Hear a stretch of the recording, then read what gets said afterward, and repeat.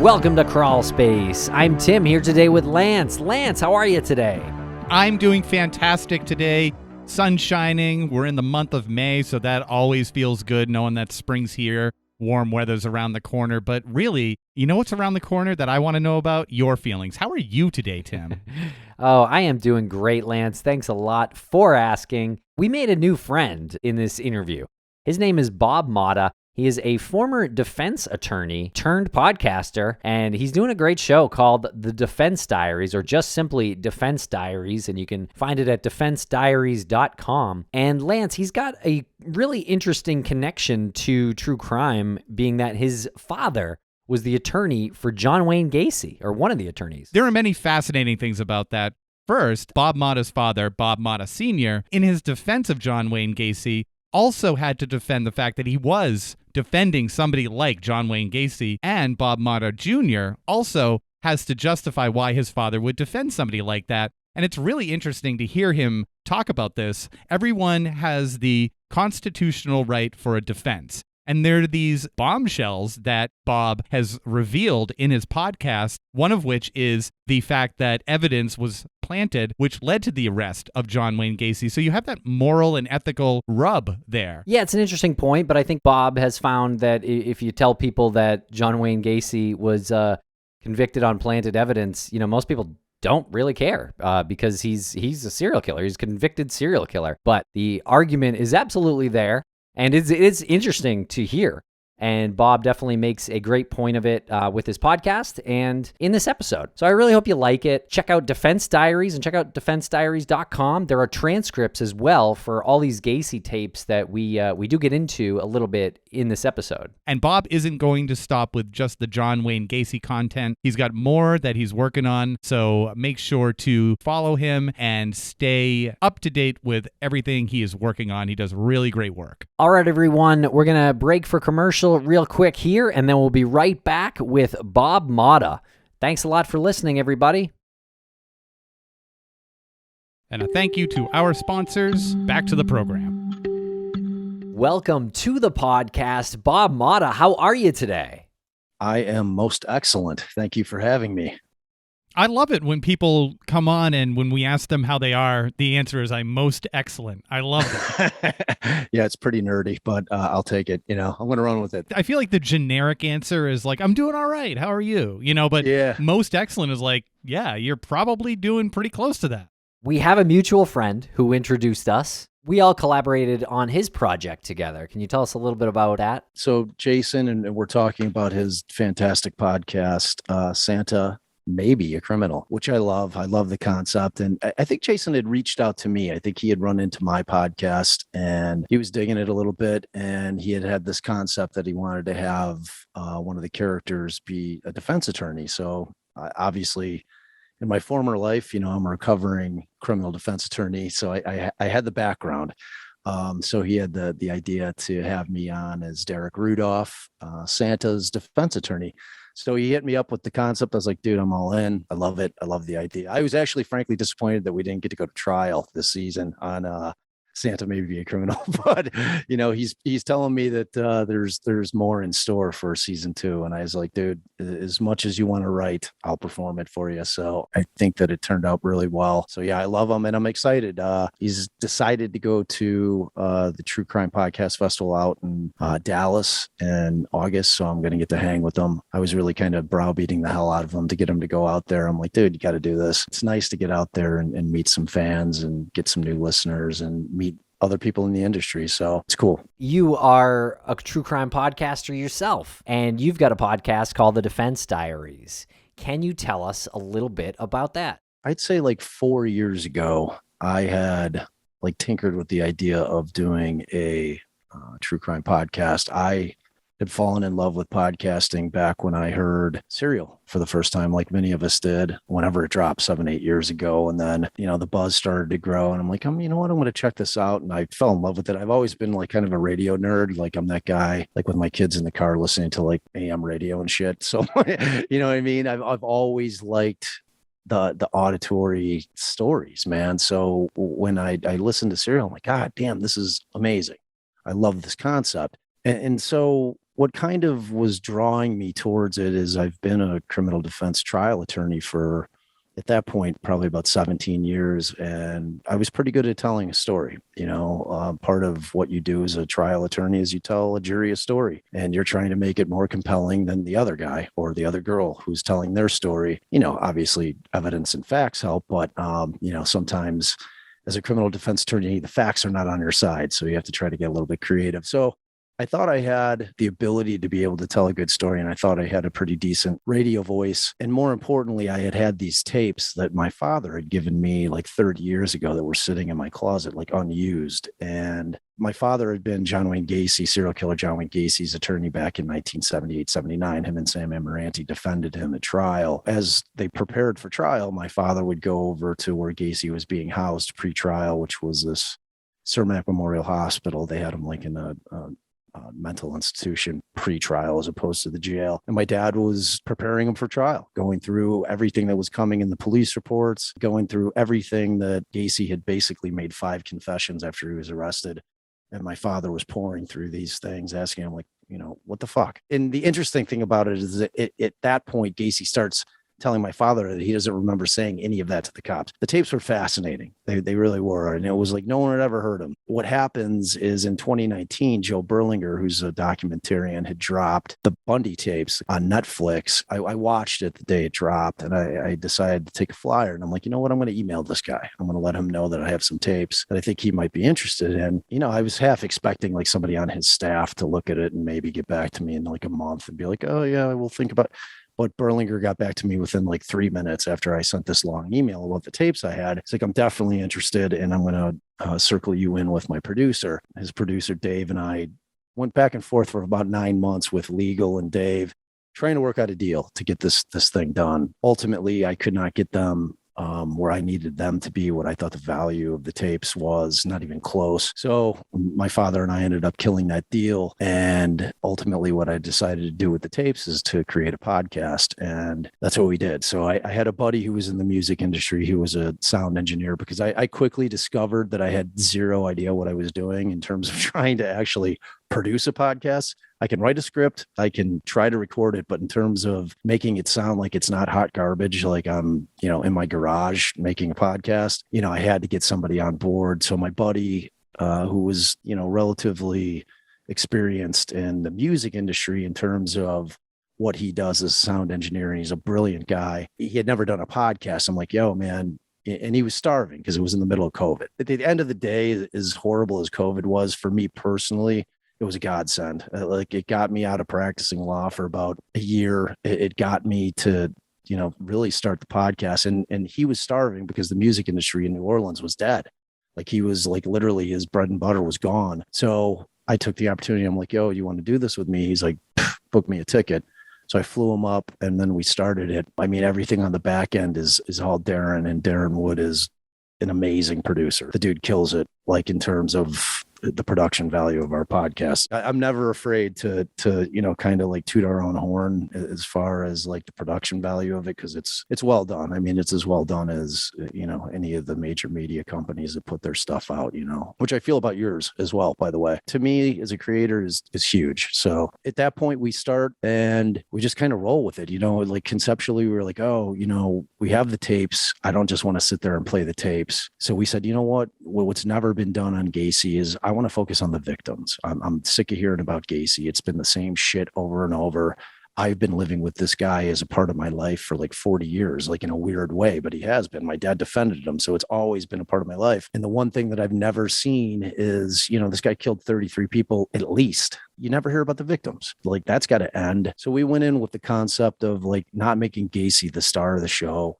We wanted to make the victims memorialized. We wanted to acknowledge them. We wanted to talk about them.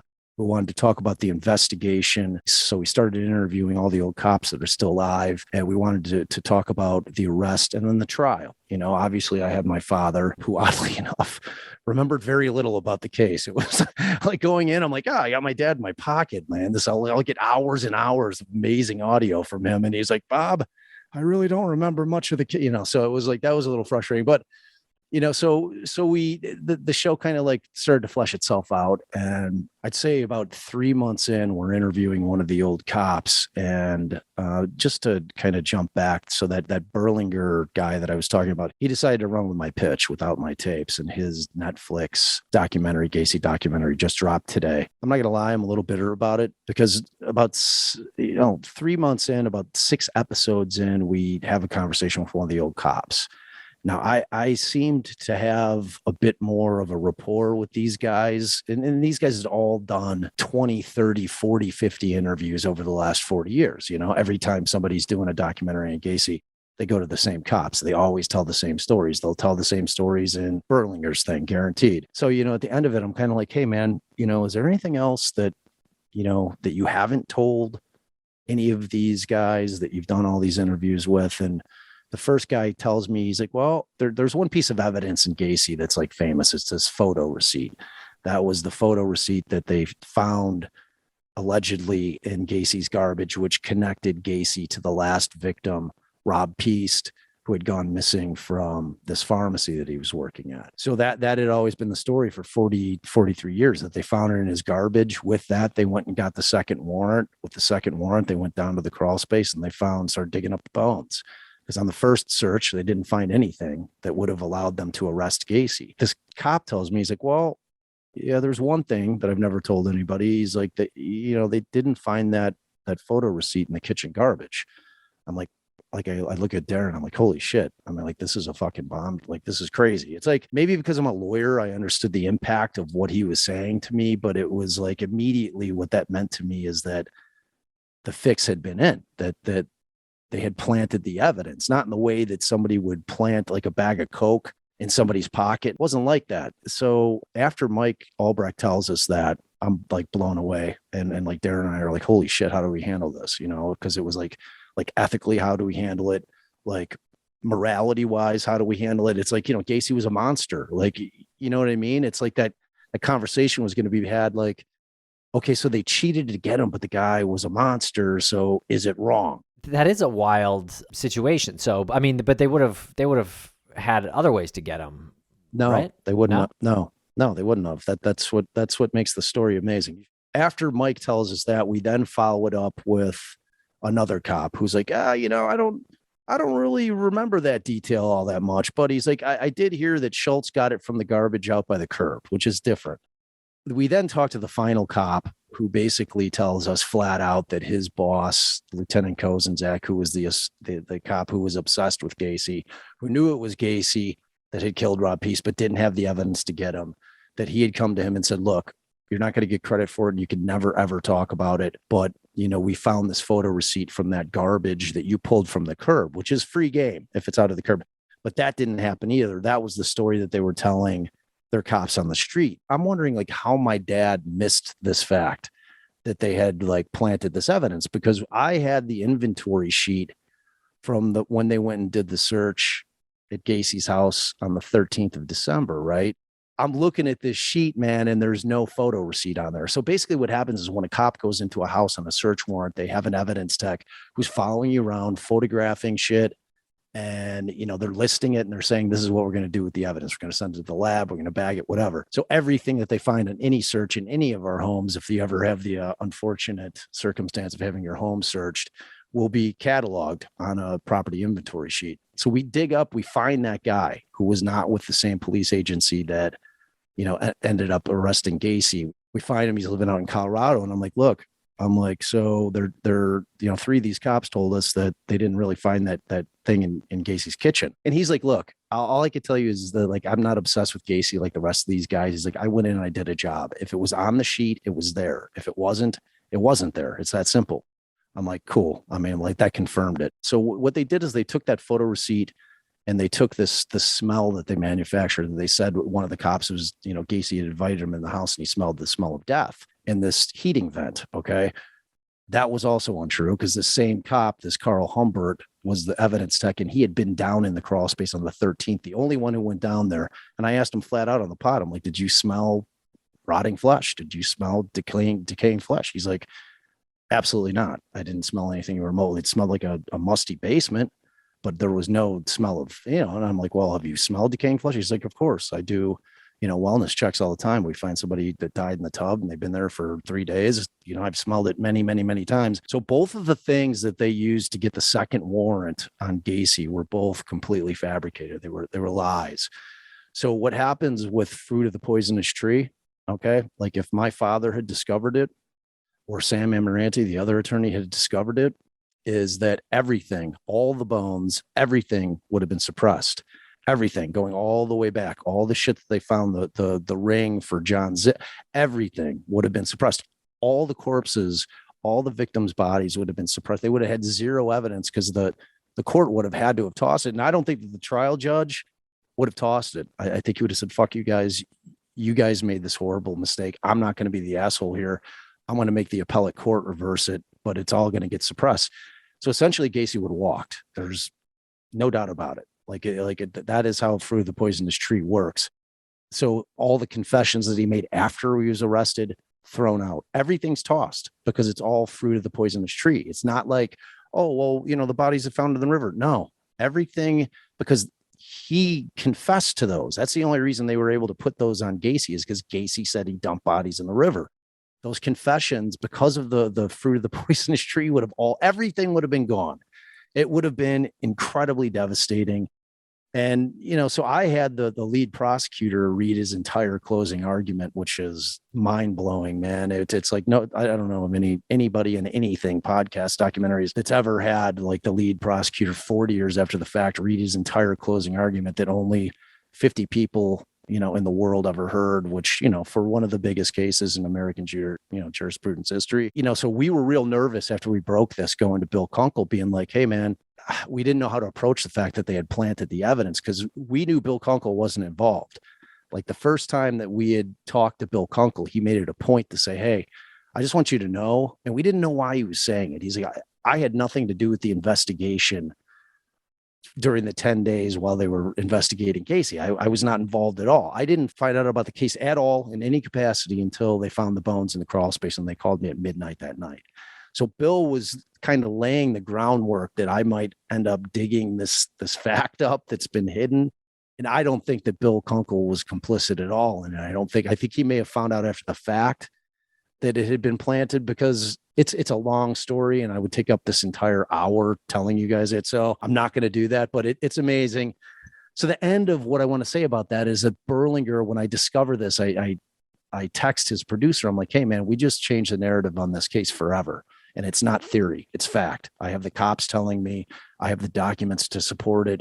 We've changed the narrative that like they caught one of the most infamous, serial killers ever based on planted evidence. And it's a story. I mean, does anyone give a shit because Gacy was an asshole and a piece of shit and we all wanted him dead? No, but the story is the story. I mean, we all want to know what it, and frankly, it's an amazing story. It's one of those things where the cop knows it's the guy, but just can't get him. So he did what he had to do to make it happen. So Berlinger, we tell him about it. He had already had 80% of the interviews in the can. He's like, Netflix isn't going to pay for me to refilm. I'm going to have to go with the old narrative. I'm like, but it's a lie. So basically what you watch, if you watch that documentary on there, they start with Kim Byers. That story she tells is complete bullshit. And everything that they tell about with the photo receipt is bullshit. And, I'm kind of at war with him right now, because I think that the truth needs to come out, just because it's the truth. I mean, it's not like Gacy's come back from the dead, but it's an amazing story. And I think, like, ethically speaking and morally speaking, I think people will be like kind of on both sides. Like who gives a shit if they planted the evidence? Well, I mean, we all should. I mean, the Constitution matters. You can't pick and choose who you're going to have the Constitution apply to, who the Fourth Amendment applies to. It applies to all of us. And when you start picking and choosing, and they had no idea he was a serial killer when they planted that shit. None. They wanted to get him for one guy. They just happened to hit absolute nightmare gold when they started unearthing 33 young men in that crawl space. It was like that took over like everybody's mindset anyway. It's like they like this Cousins Act felt like, oh my God, I'm a hero. I'm an absolute, I just stopped like an absolute monster. And And frankly, he was. I mean, you can't deny that, but he cheated to get there. And, so Berlinger decided to ignore the truth. And I think as a documentarian, he's got an ethical duty to report the truth, as opposed to creating a narrative or, continue to forward a narrative that is just known to be a lie. You bring up a great point. First, well, you brought up several great points there. One of them is you said the truth has to be out there, and it is in your podcast. People can check that out of the Defense Diaries. It's out there. Get as many ears on that as possible, because it does really bring into question that ethical stance that one will take. And some people, you're right, will say, well, what does it matter? It's John Wayne Gacy. He was killing a bunch of kids. He was a murderous madman. But the other side is like, how about the cops do their job and catch him the right way? Maybe if they didn't plant evidence, they still would have caught him the right way. And how many times does this happen where it's not the guy? It's not just a one-off. It's not like this cop had a gut feeling and was like, well, he obviously did have a gut feeling, but he didn't know the depth of it. He didn't know the extent of it. How many times has this happened where it's been completely wrong and there's people sitting in jail because they had evidence planted? That's the scary part of it. You hit the nail right on the head. There's two aspects of it that are scary. Number one, the one that you just crushed, which is, what about the next guy who's innocent, who they've planted the evidence? There's no taking it back. Once it's been planted, that story is ingrained.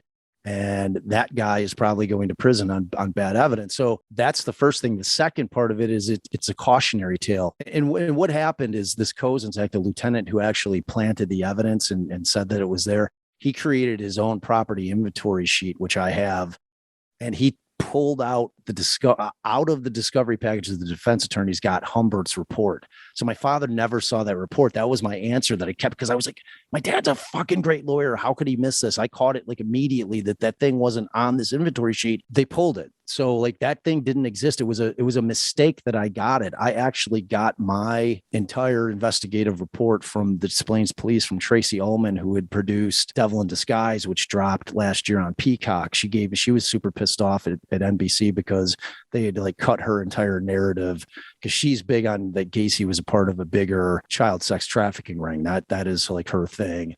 And NBC was like, nope, we're not doing that. You don't have any evidence. We're not going on speculation here. So she was super pissed. So she's like, I'll give you everything I have. I'm like so upset. I worked on that thing for 10 years and they stripped the whole narrative and blah, blah, blah. So I end up getting this document and I couldn't believe it. I would have gotten it anyway, because we ended up interviewing the primary digger who was down in the Crawlspace digging and doing that horrific job of digging. And he had all the original reports from the Cook County Sheriff's Police. So I would have landed on that document anyway. But the cautionary tale is if that had been found out, and it wouldn't have been difficult. I mean, I sniffed it out immediately as a criminal defense attorney. The case would have been lost. Like Bill Kunkel would have been sitting there telling these victims' families that, I'm sorry, there was a terrible mistake that was made and this guy's going to walk. Does that mean that Gacy wouldn't have gotten caught in the future? I don't know.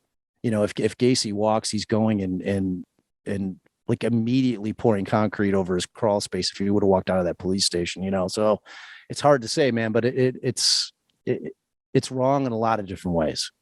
If he hadn't died in 94 and this came out, would he have had the right to a new trial? Most likely not, because the way that but he might have, because it would have had to have been and just so we're clear, I wouldn't have been the fucking guy doing it. Yeah, I was gonna ask. You know what I mean? No way, dude. Like what happened to Gacy is exactly what should have happened to Gacy. But there is this thing called a post-conviction relief act. All right. So like once the appeals are done, like that issue would have technically had to have been brought up and appealed, but it was newly discovered.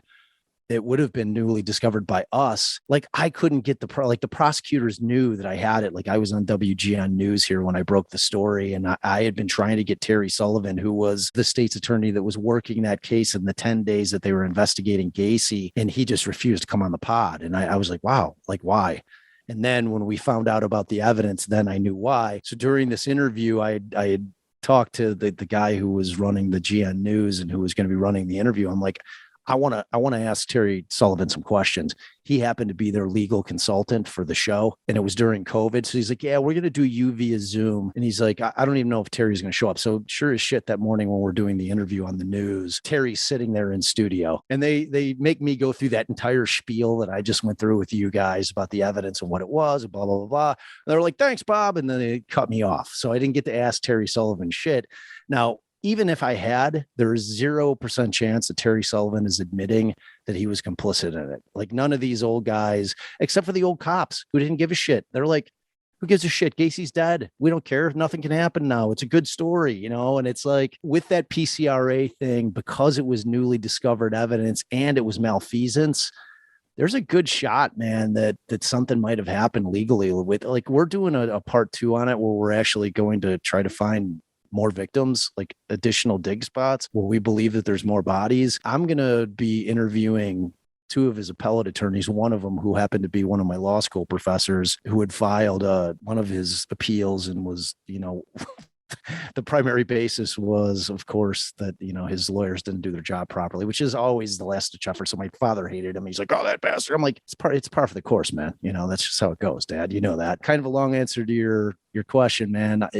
Potentially something definitely could have happened if Gacy had not been executed back in 94. Definitely got to talk about your upcoming searches for more victims. But I just want to get out there, who is your dad and how does he come into this story? So my dad is Bob Motta Sr. And back in 1978, oddly enough, my parents had divorced. I was in Chicago from Colorado on Christmas vacation visitation. So I had flown back and I was spending Christmas with my father that holiday. So, you know, it's December 21st. We're sitting in my dad's little 2-bedroom apartment with my father and my uncle. And when the Gacy story broke, and they're all out there because one of the cops, and we think it was Rafael Tovar, had clued the media into the fact that they were finding bodies in this house over in Norwood Park. And so the media starts gathering immediately. They have this little short attorney on named Sam Amaranti. My dad's like, holy shit. He's like, I know Sam. You know, at this point, they pulled out 3 bodies out of the house. He's like, my dad stands up, he's pacing around. I was like, hey man, he's like, you think I should reach out to him? My dad had just left the public defender's office after 14 years and like hung his own shingles. He's like, do you think I should reach out to him and see if he needs help with the case? And I'm like, you know, I'm like 10 at the point. So I'm like, yeah, that would be awesome. Thinking, you know, my dad will be on TV and, you know, not thinking about what the case or really having any kind of knowledge about what it was because I was so young. And so he ends up sending a Western telegram to Amaranti because this way predates email and texting and all that other shit. It's old school.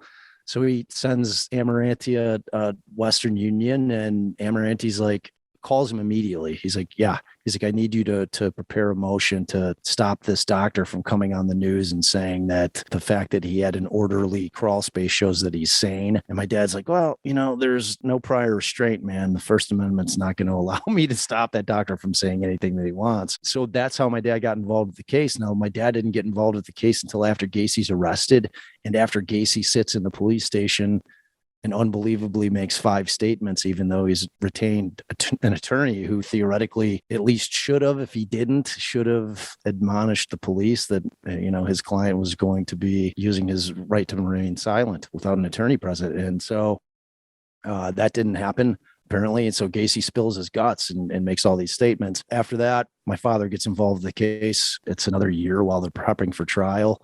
And it was, you know, obviously at that point, like a massive case, not only in Chicago, but nationally. And it's weird because like when I started the pod, I had never heard of Dean Corll. He had been killed by one of his accomplices in like 70, I think it was 72 or 73. There was a 1-year overlap from Dean Corll, who had killed 27 boys, who had used the rope trick, who had used handcuffs and had 2 accomplices, which we believe Gacy did too, with Cram and Rossi, 2 guys that worked with them and, you know, admitted that they were digging in the basement. And we had so many interviews with people that were, you know, talking about how there were 2 guys in the car when Gacy was scooping. Like Gacy would sit in the back and he had some little, you know, ratty crony up front, like cackling at Gacy's bad jokes while, you know, they're scooping up these innocent kids to go back to his house and kill them. It was a huge case nationally, you know, and it's like, because the number one question I always get is, as a defense attorney in general, but like specifically with my dad, and respect to that case is like, how could your dad defend a guy like that? And it's the Constitution, man. Like we don't get to pick and choose who gets a trial. All of us get a trial. If you are arrested and accused, our Constitution dictates it's mandatory. There is no, well, this guy's super shitty. He's just awful. He doesn't deserve a trial. It doesn't work like that. But not if you're a killer, Bob. Right. Yeah. If you're a killer, you don't get a trial. Everyone gets a trial except for killers. You guys, you're fucked. We'll be right back after a quick word from our sponsor. And a thank you to our sponsors. Back to the program. And then you followed in his footsteps. I did. Miserable. Like, it's a truly miserable profession, man. Really. It's like, I always give my dad shit. I'm like, man, he didn't tell me how miserable this is. And it's like, from the criminal defense side of it, it's such an important role in the entire system. And like, everyone hates criminal defense attorneys. It's because they don't know what the fuck we do. Everyone is like, oh, they're out there, scumbags, bottom feeders, getting people off on technicalities. No, that thing that you're calling a technicality or a loophole is the Constitution of the United States. It matters to all of us. It does. So what we really do, what defense attorneys do, is we police the police. We make sure that the cops, when they're doing their investigation, when they're doing their searches, either pursuant to search warrant or they're searching you, when you get out of your vehicle, or they're searching your vehicle, or they're getting you to make confessions, that they're following the rules that have been laid out through the Constitution, then adhered to and built upon by the Supreme Court. So anytime you hear about Supreme Court cases where there's our civil liberties at stake, those are super important, man. It's like, people don't understand how important that shit is, because if we weren't out there making sure that the cops are doing it right and following the law, we'd be living almost instantaneously. It would give the cops free rein to do whatever they wanted to all of us, not just criminals, to all of us. They could just pull us over and search our cars, search our person, no problem, because there's no one stopping them from doing it, because that's the point of Fruit of the Poisonous Tree, that the suppression of potential suppression of evidence is what stops the cops from being dirty and not doing it the right way. So if cops follow the rules, they're not going to have a problem with the case. They're just not. If they've done it right, if they've done their investigation, if they've followed the evidence, if they got the search warrants, if they've done it on the up and up, they don't have jack shit to worry about. If they didn't, they've got a problem, and they should. And I've taken the opportunity in the podcast to kind of defend what we really do, because people like to shit all over defense attorneys. And to be honest with you, man, like, the amount of emails and messages I get from people are like, man, you really changed my mind about defense attorneys. Because this case that I'm covering in my second season, Anthony Garcia, I was lead counsel in that, and they hated us as much as they hated him. Like, how many times have you guys watched anything where you've seen some kind of massive exonerating evidence come forward, and these prosecutors just sit there and refuse to acknowledge that they fucked up? What about those guys who's got they have an innocent person in jail, and they're, somebody brings them, okay, well, here's some smoking gun evidence that exonerates my guy. And they're like, nah, I'm not buying it. That we're convinced it was him. Man, that is sickening to me, and so there's a balance. You've got bad lawyers on both sides of the aisle, and you have great lawyers on both sides of the aisle. But the bottom line is that the functions in which each side performs are absolutely necessary to have any hope of ever finding justice, which is slippery at best. Well, sometimes those prosecutors that you speak of get TV shows. Indeed, they do. Well, you also said that they hated us as much as they hated Garcia. Who's they? The people of the great city of Omaha, the press, the lawyers, everyone, the judges, they hated us. So they looked at us as big city lawyers coming from Chicago into Omaha. In all honesty, I probably didn't help myself the first because that was a huge case in Omaha. It was there had never been anything like it down there. My client was accused of murdering 4 people over a 5-year period. He was a doctor. It was a revenge theme type thing where he had been fired from his residency back in 2001, harbored this grudge because this firing of this first residency just followed him for years and ruined his career. And he just got more angry and more angry and more deranged, and eventually went and killed the 11-year-old son of the chair of the pathology department at Creighton University and the housekeeper. presumably, at least in their theory, them thinking, or the killer thinking, that that was his wife. And then 5 years later, it comes back and kills the director of the pathology department and his wife on Mother's Day of 2013. So it was a huge case. It's a Creighton town, first and foremost, and that school is kind of the hub of Omaha, and there's a ton of wealth there. It's a really cool little city, but when I first came in, I said, look, this is a death penalty case, a potential death penalty case. I am going to make the state prove their case beyond a reasonable doubt. I am going scorched earth. I don't have to practice in front of these judges, because like where I typically practice, it's like, I'm not trying to piss off judges constantly because they're going to shit on me. I'm going to lose all my motions. They're going to be like, oh, fuck Motta, I'm like, this guy's a douchebag, and I'm going to deny all his motions. And like, he can take it up on appeal. That's not a good feeling as a defense attorney. So, I try to toe the line a little more. But, when it's a death penalty case, I think that the primary job for any defense attorney is to make sure, as much as you possibly can, that they are going to potentially be executing the right man. And you can only do that one way, and that's by litigating the hell out of it. Can't be like, oh, well, we're going to go through the motions here. And no, man, that is not what my duty is. My duty is to make sure that if they got the guy, that they got the right guy. Because at the end of the day, they're looking to kill him. We went in hard and we fought really hard, and it was an absolute war. And my dad, it was the only case I tried with my father. And, after it was over, he's like, Bob, I handled Gacy and I handled this. And he's like, procedurally, this blows Gacy out of the water. He's like, I've never seen or heard of any case like this ever. I mean, because the state did everything in their power to convict this guy, man. So it was like, it's going to be a hell of a story. And we're 5 episodes into the second season, which is the Garcia case. And it's crazy, man. It's crazy. Okay, so how many episodes did you do in season 1 about John Wayne Gacy? 36, man. So I was a neophyte. I didn't know. Like if I was smart and I would have known more about the industry, I probably would have split it up into 3 seasons. I had to get the whole story out. You know what I mean? It was like, I couldn't figure out where to cut shit. And it was just the nature of the podcast. It was like a true deep dive.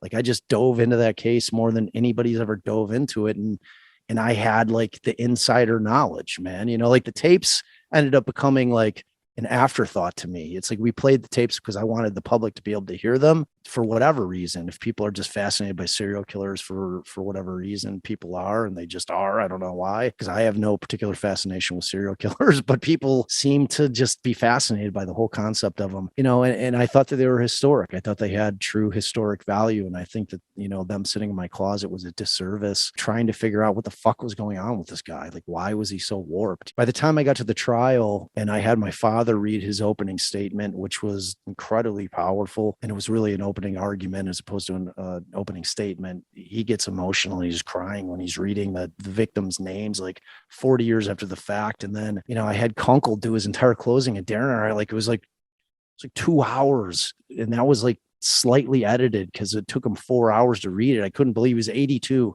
sitting in the lead prosecutor's living room, and he agreed to do it for us. And I was like, fucking blown away, man. Like there's just never been anything like it. I mean, you can listen to that podcast, and we end it with Bill Kunkel's closing argument that he gave at trial, reading directly from the transcript, and he crushes it, man. As long as it is, man, it's worth the ride, but it's my pod is not one, and it's much like yours. You guys are densely packed with facts. You know what I mean? You can't have that shit where you're like drifting off into thought for 7 or 8 minutes. And I'm like, oh shit, did I put the dog out? Did I, what do I have to do today? Where you start thinking in your brain, and then you realize 8 minutes has gone by and you missed 8 minutes of shit in the pod, so you're like, oh man, I got to rewind it. It's densely packed. So it's like, there's no banter, I mean, I try to infuse some humor in there with all the true crime fans out there, man, like not really understanding how the system works, like watching things or listening to things, and terms are used and they might have a vague idea of what it means. Like I've made it a concerted effort to educate people on exactly what is what in the criminal justice system, what a motion to suppress is, what it is, how you draft it, what the ramifications of it are. And I do that. It's your favorite time, my favorite time, like sporadically throughout the season, where it's kind of like an educational thing where I give like kind of a hypo, and then I'll explain like, that's what this is. Do you know what an MO is? Like, I know you hear the phrase all the time, but do you really know what it is? So I go through all that shit through the course of the season. So, we've made it interesting. It's definitely not boring, for as long as it is. Like, that's the concern, right? You don't want it to be like so dry and like just so long-winded that it's like, oh my God, like, this guy's saying the same shit over and over. So we don't do that. It's also very much worth the listen because you do learn a lot from this. And if you want to go back and listen to it again and dissect the things that are said there from the opening argument to the closing statement, no matter what field you're in, if you're a podcaster podcasting about true crime or if you're an attorney, you can get a lot from that beyond just the fascination with serial killers. Totally, man. Our numbers are great for like basically me marketing through social media and just networking and meeting friends in the industry, other creators who are kind enough to do things like what you guys are doing with me and having me on your show and hopefully getting the word out that the pod exists. Cause you guys know, man, it's like, if you're not Wondery or, iHeart or one of the major media companies right out the gate, man, you're nowhere to be found. It's like people have to know the name of your podcast in order to find it. Things like this are incredibly important, but I sent out this tweet today is like, because I have a lot of podcasting friends that like love my show. They're like, fucking like, dude, your show is like fire. And so I was like, that term, a comedian's comedian, like we're, it's like the comedians that maybe the public isn't like in love with, but like comedians love him because he's hilarious. And then, in a comedic type of, I was like, I'm starting to get the feeling that I have a podcaster's podcast. I don't know, maybe. Who is on your team? I mean, in terms of the production, front to back production, it's myself and Darren. I do all the writing, the research, obviously the hosting. He does all the back end shit, man. I mean, I've got, in terms of my full team, original music was made by my brother-in-law, who's an amazing musician and was in this band called The Herd, which I'm always trying to promote because they were fire. Like all these guys from his band ended up going to like the drummers now with Revivalists, and his keyboardist is this guy, Neil Francis, who's actually like blowing up right now. And his best friend, the bass player for Neil Francis, they were all in this band, The Herd. So he did all my original music. So Taras and his homie is mastering all the music, and his name's Ryan Gack. And then our original art was done by Alex Carver, and we're actually updating the cover art. The funny story about my cover art is that like I had a fan who had reached out. She told me this story, and I could never unhear it after she told it to me. She's like, I was in the car. It was about a 9-hour drive. I was listening to your pod. She's got one of those screens like most of us do these days, where it's showing what you're watching. It had the picture of my cover art in her car, and she's like, man, like about 6 hours in, I just had this incredible urge for an ice cream sandwich. And she's like, I couldn't figure out why I had this urge for an ice cream sandwich. And then she's like, I finally realized it. She's like, that book looks exactly like an ice cream sandwich. And then once she said that, I was like, oh my God, it really does look like an ice cream sandwich. So I called Alex. I'm like, and I love ice cream sandwiches, man. So I'm like, I called Alex. I'm like, dude, we got to put something together. I'm like, that thing looks like an ice cream sandwich. I can't unsee an ice cream sandwich now every time I look at my cover art. But who doesn't love an ice cream sandwich? For real, man. I mean, with some raspberry sauce. Look at all that raspberry sauce. Exactly. Is there a more delectable treat? I don't know that there is. I'm a little surprised as an attorney, you very liberally used Crawlspace 7 times. I kept count here. 7 times during your interview. So we will have to send you a bill for that. Fair enough. Yeah. I mean, it's a nice fit. It's funny, when I first got into the game, that's actually like how I found you guys. Like I was like Googling because I was trying to see like who had done something on Gacy. And, so I was typing in kind of like the keywords with Gacy, and boop, Crawlspace Media. There you guys were. So, that's kind of how I dug into you guys initially.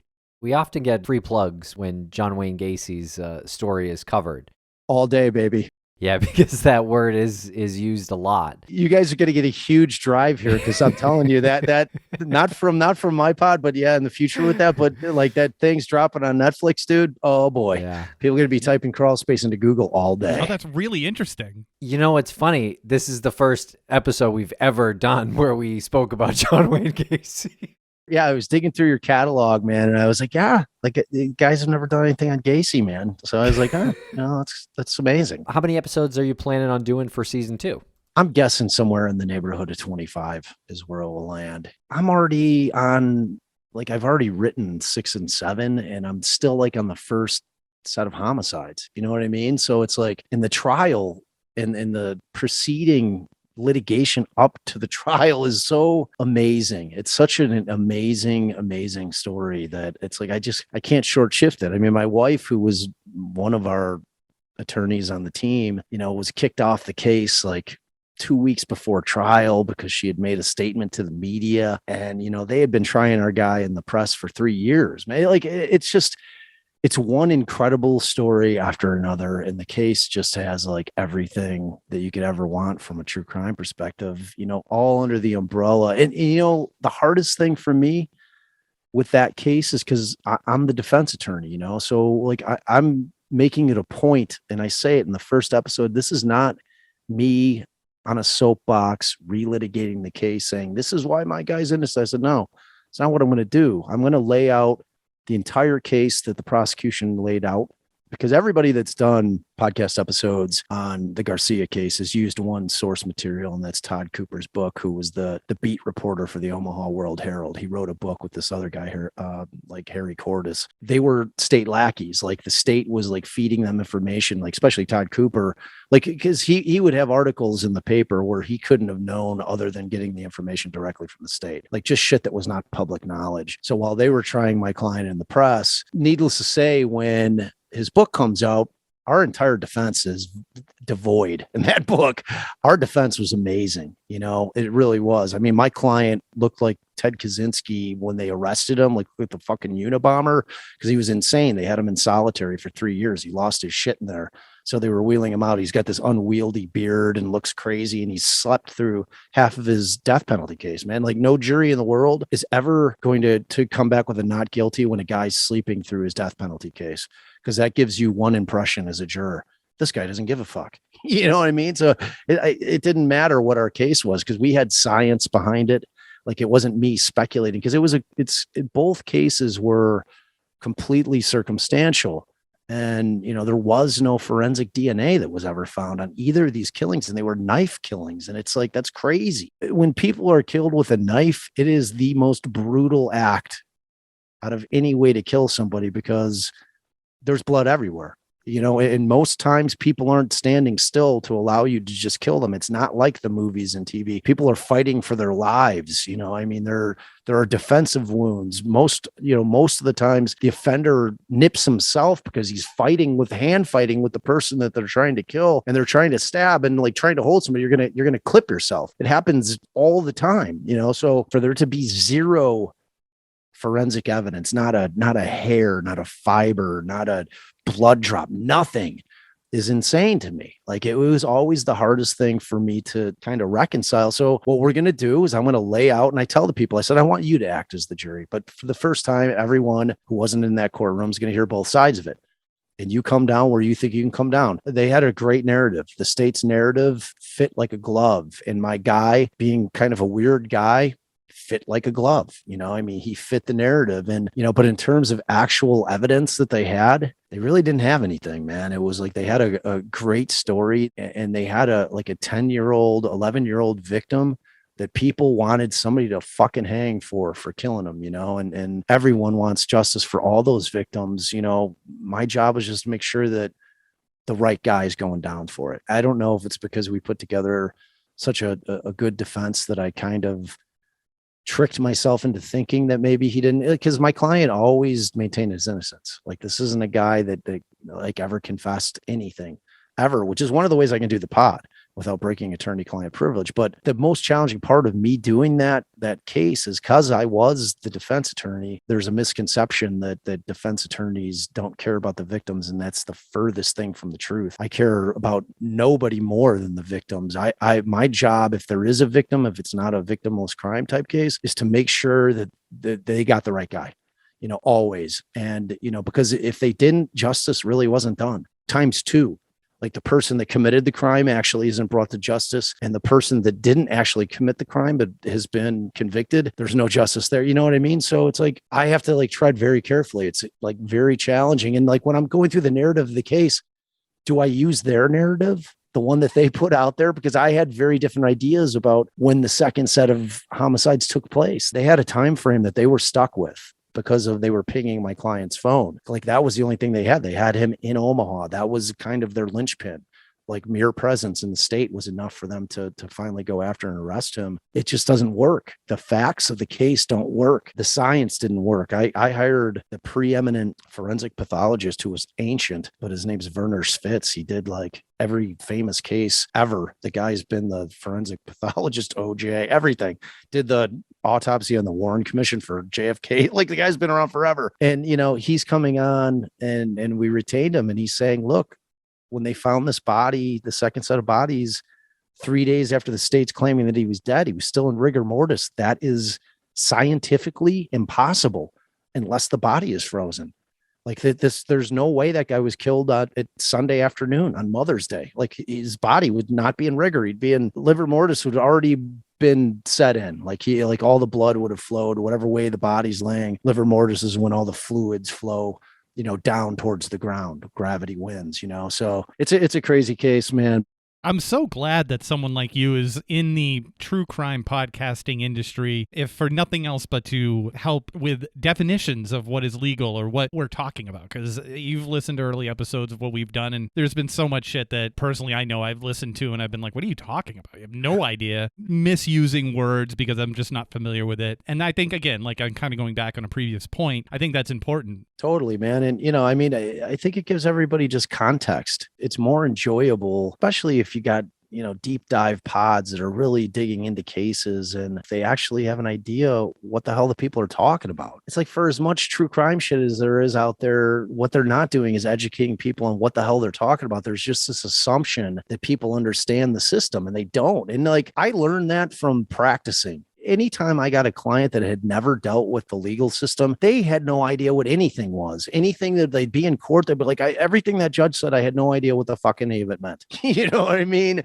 There's motions to quash and we're going to continue. And it's like, so yeah, I've taken it upon myself to try to educate people out there in an interesting way to, you know, kind of help them, not just with my pod, but like you said, man, with like every pod. Yeah, I think so. It definitely helps us. We're not well versed on some of the legal parameters of cases. You know, we do our best, but, you know, we rarely have attorneys on, but sometimes we do. I feel like we're playing catch up a lot of those times. Dude, listen, I'm making the offer now, done it on many pods, you know, because like people will have me on kind of in this style where, you know, they allow me to kind of talk for 9 hours, ramble on nonstop, you know, about what my pod's about. But I make myself available to my friends in the industry. If they've got a case where there's maybe a complex legal issue or something that they kind of want fleshed out, man, like I'll always be happy to jump on a pod with you on an episode if you guys need me to like clear some shit up or to explain it. You might regret it, but okay. No way, dude. No way. I love it. I love it. This is so much better than practicing law, dude. So, you know, it's so much better. So yeah, no, I'd love to do it. Well, thank you so much, Bob, for joining us here. And we really appreciate your time and your story. And the podcast is great. And I urge our listeners to check it out. Defense Diaries. Thanks a lot for coming on. Hey, man, I can't tell you how much I appreciate it. I love your show as well. It's a mutual admiration society. So again, I thank you guys for the time and I thank you for the opportunity to come and join y'all.